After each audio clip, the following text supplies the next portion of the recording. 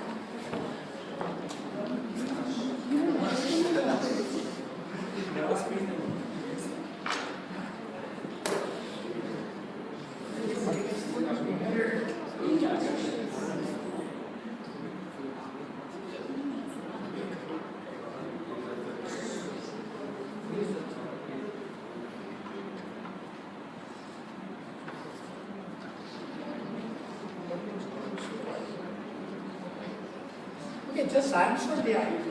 Just take it up. 1 second, please. Kapil Dua, Bharat Singh Chaudhary, Bhushan Dave, Pitambar Malesh, Saurabh Bowser, Mahinder Singh, Christine Chen, Christine is there, Chira, Linda, Ankit Sharma, Aditya Prajpe, Rohan, Harish Pandey, Gautam Roy, Malcolm Sarivalia,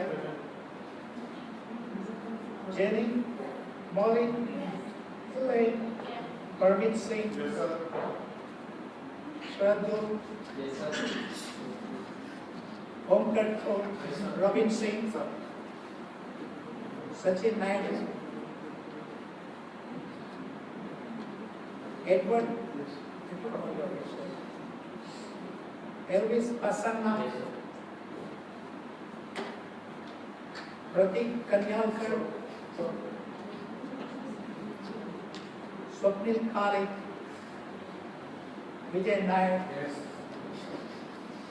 Siddharth Pandey, Zer Stephen, Senior, Rishikesh Bhapat, Igor not Maximo, Igor, sorry, Maximo is Igor. Varun Sharma, Siddharth Pillai, Rohan Neff, Aditya Pranchme, Ankit Sharma, Linda, I don't know how it's coming there. China, oh, because you wrote your name here. Just is there? Okay, please go ahead. Thanks, sorry for that. Yeah. Good evening, everybody. We chose Philippines as our tourist destination. And to begin with, I would like to give a short introduction of Philippines. Officially also known as the Republic of Philippines, and it is located in southeast of Asia. It comes under Ring of Fire, which makes it prone to the earthquakes, typhoons, and tsunamis. It is 7th most populated country in Asia, and the capital city of Philippines is Manila. It got its independence in year 1946, and it saw its major development in the year from 2000 to 2010 under the president rule of Gloria Arroyo, and the present president is Mr. Benigno S. Aquino. Social culture factors of Philippines.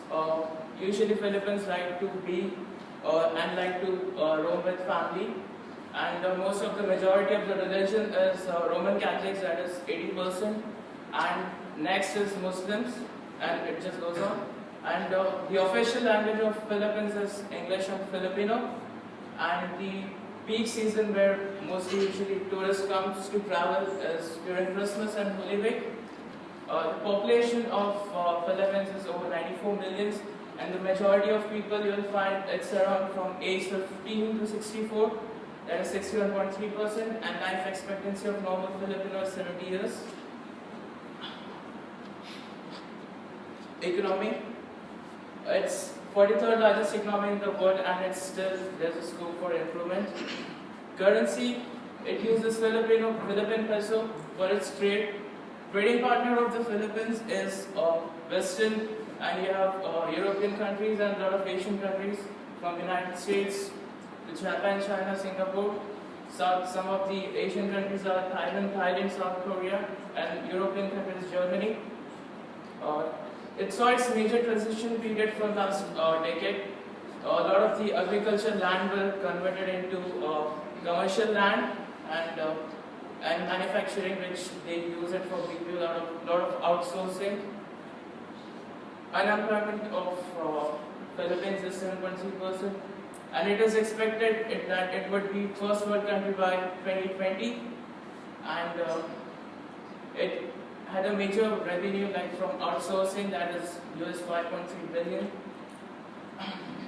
The target market for Philippines, primarily they are targeting foreign families, prospective foreign colleges, foreign college students, Filipino migrants, honeymooners and sports enthusiasts, secondary retirees and baby boomers, young professionals and domestic tourists. Further would be continued by Mr. Robinson. Hello everybody. Talking about the competition, as Philippines is located in Southeast Asia, so the major competing partners are Indonesia, Hong Kong, Taiwan and the nearby neighboring countries. And it has slightly an edge over these countries due to the cheap labor and weak currency, and that is the reason it attributes to more than 51% of share of outsourcing in Asian market, just because most of the person can speak fluent English, and the country was also liberated from USA. That's the reason it has an impact on the person. It's not only the outsourcing country has started to shift. It's from agriculture to service and to manufacturing industry as well, to attract the investors globally.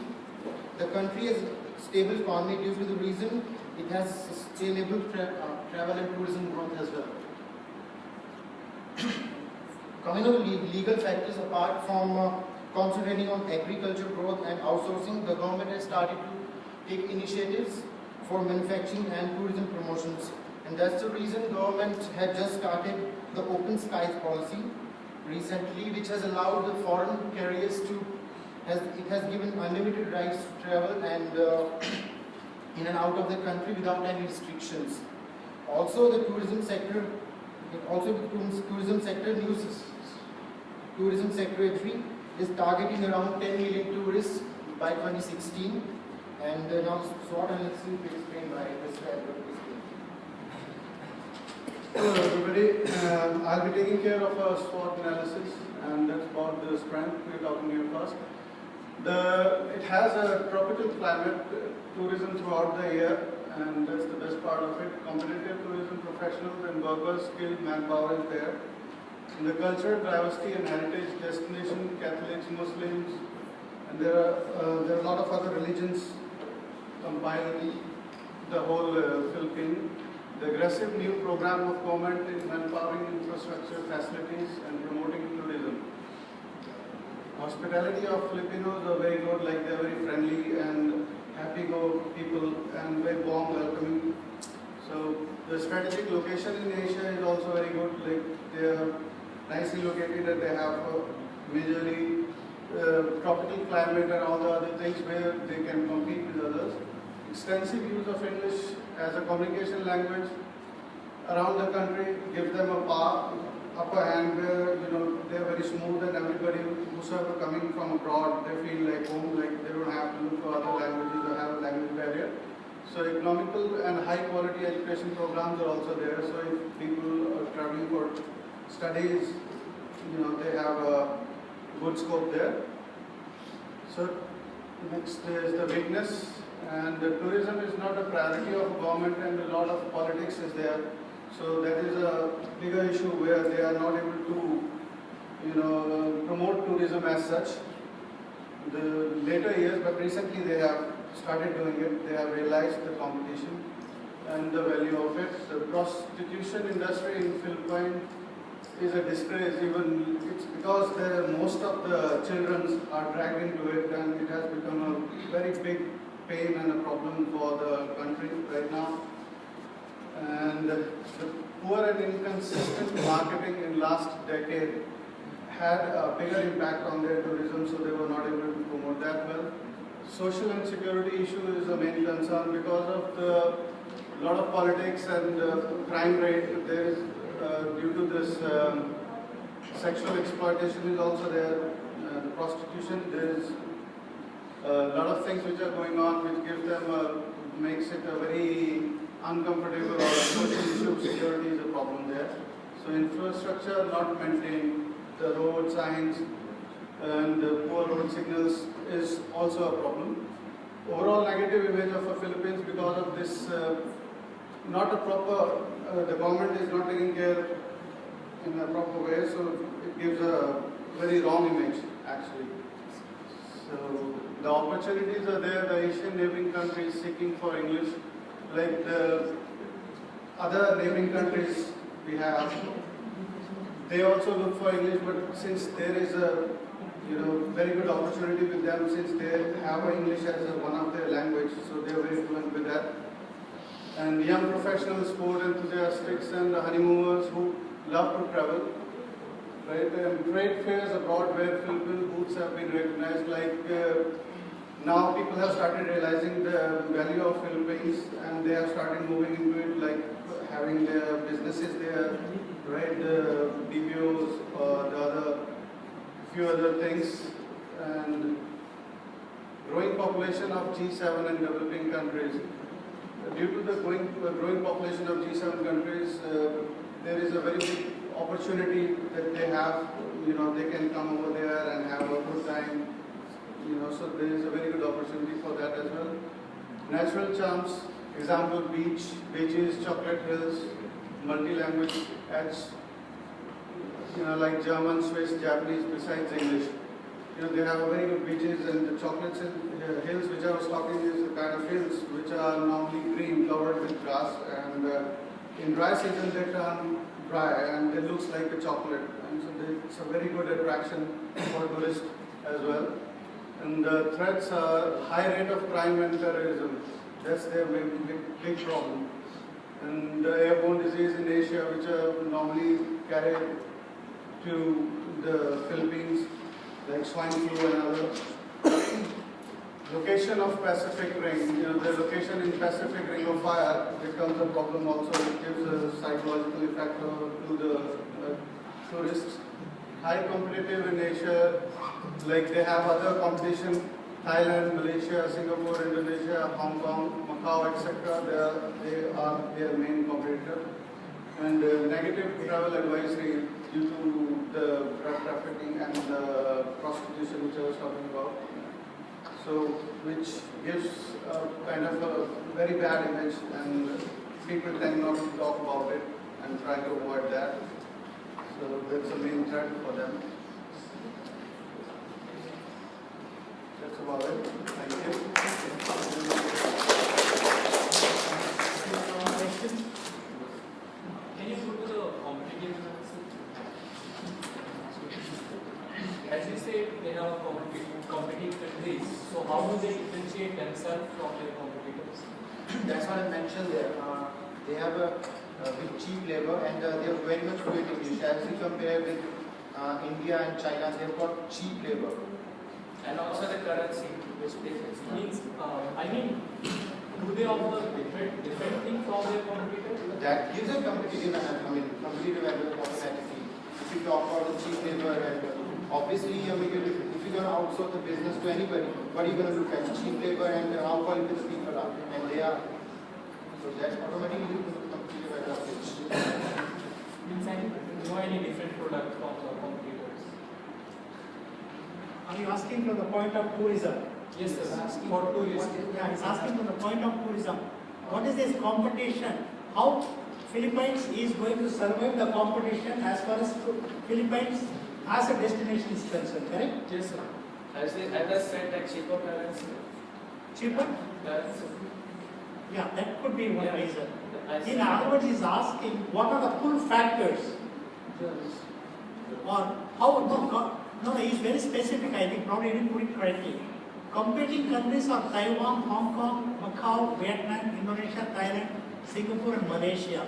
These are all the countries competing over Philippines for attracting the tourists, right? So, what is it that Philippines is going to do to get this kind of tourists to them? Yes, sir. So, what kind of competitive analysis have they done? Or they just simply accepted we can't get tourists because these are all our competitors, right? How are they going to get? Look, you are talking about a destination. Yeah, but As a tourism, from the point of tourism, what is it that Philippines has got to offer that people will go there and will not go to Taiwan, Hong Kong, Singapore or Malaysia? like as we mentioned that we Philippines like target most of the foreign countries like West, and from people coming from West, they usually speak English. So Philippines within Asia is one of the best country who speaks English. If you see, there are a lot of BPOs, outsourcing business are coming into Philippines, and that's one of the major advantages. But again, tourism is defined as what? Somebody who is away from his or her place for more than 24 hours, less than 365 hours, not going there to set up a call center, settle down, or for studies. Am I right? But tourism, in another way, there could be business travelers as well. If there are hotels or BPOs outsourcing coming into Philippines, there are many business travelers who would like to travel. And Business people travels would is not tourism. That's what you learn, basic thing. Again, I am defining tourism as WTO, correct? See, if a business tourist is going to Philippines for 7 days travel, his passport visa says business. You understand? It doesn't say tourist, yes or no? So whatever money he spends in Philippines will go to towards statistics of business, not towards tourism. So how it contributes to tourism? His wife might go with him to spend money about his credit card because she is not a corporate traveler. But again, what she spends also we learn is not from tourism because hers is also business visa, correct? Let me answer that question. Yeah, please. We're talking about like what their main attractions are the beaches. They have a very good beaches just like Thailand.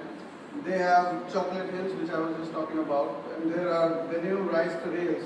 These are like over 2,000 years old way of doing cultivation, which is mostly known as steppe cultivation, which is I'm sure all Indians are aware of, and that's very traditional. And their Mayon volcanoes, that's one of their most active volcano, which is there, and people try to go and visit all that. And there is other factor like a fort. They have very historical forts there, which is one of the other attractions besides. Yeah, that's the correct Yes, answer. yes, that's right. That is what he wanted actually. That's right. What extra products they are offering. Yes. Okay, good. You answered the question. Sachin Naidu, go back.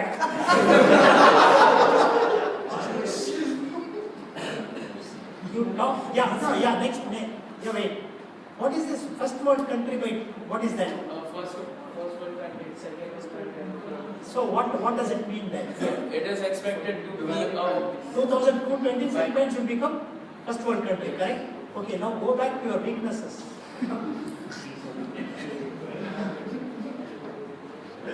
Yeah, weaknesses. If you read all these things, do you think in another 7 years it will become first world country? Well, actually, sir, They are trying to target. I mean, just even asking that question. yes, you are totally right, but they are just aiming to achieve the target by 2020. It's not like they are, assured that they will be reaching there, but they are just trying. Since we have seen in last, when he was talking about 2001 to 2010, they have shown a lot of improvement in tourism sector as well, where a lot of changes have been made, and they have reached to a certain place where they have increased their. So you think that They might achieve it, but they are. it is their ambition? Yes, that's in it. terms of GDP growth, they have seen a vast improvement in the last 10 years under the president rule of Benjamin. Okay, that's fine. Thank you very much. Just like a hallmark. Okay, put a mic here, please. Next one, come here. Just like a hallmark. Your name. Okay, we have time for one more group. Yes.